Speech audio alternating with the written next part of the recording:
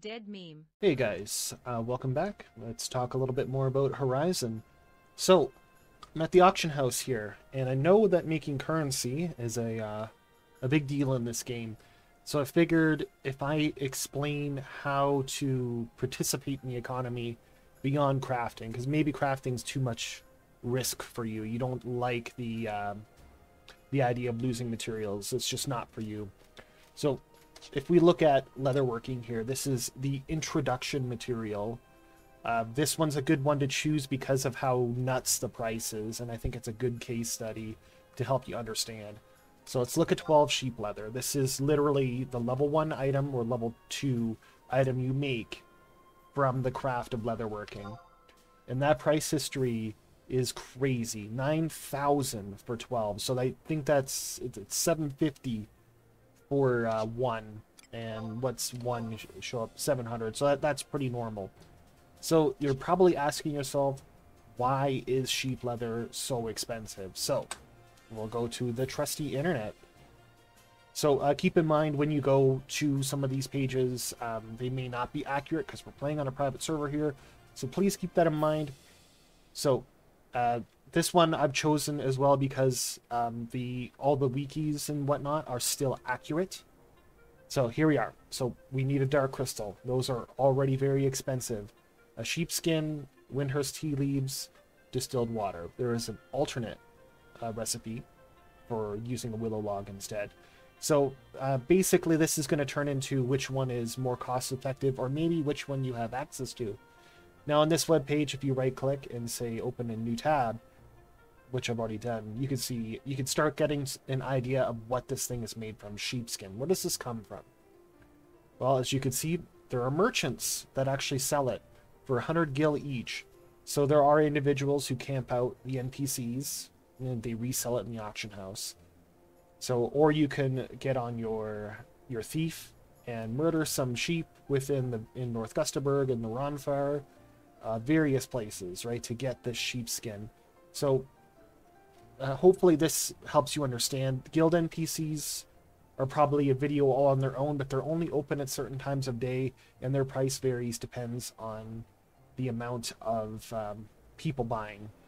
So the one that's really interesting, though, is Windhurst tea leaves.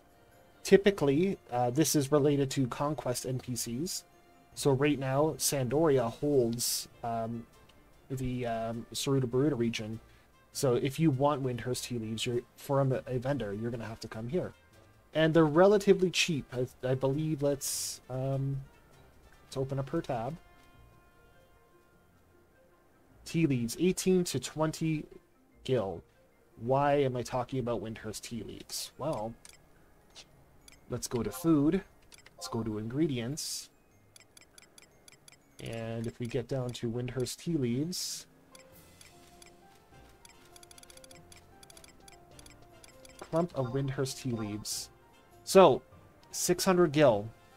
So you buy it from a vendor, you're buying them from 18 to 20, you're reselling them for 600.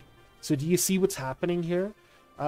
Not all the crafters want to go travel around and collect this material. They are content with buying it out of the auction house, because as you can see, all of these sold today, 600 gil. So this is how you can participate in the economy if you're not interested in crafting. So you can buy components that crafters require, put them in the auction house, and sell them. Now remember, there's a supply and demand. If you do something silly, like if you spend like 10,000 gil on these and you put them all up at once, you're going to drive the price down. Like, it's a living, breathing economy. So like, you have to keep that in mind.